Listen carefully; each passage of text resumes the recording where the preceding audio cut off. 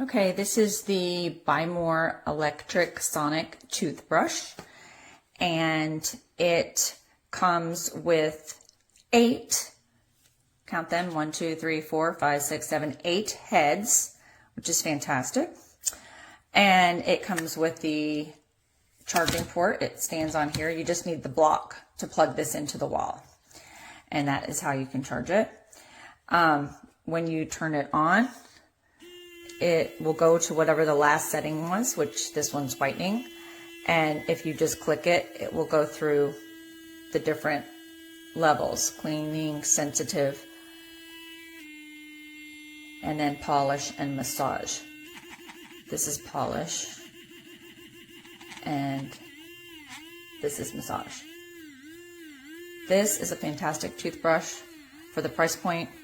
Love, love, love it. It's very portable. I love how portable it is, and you can take it with you when you travel.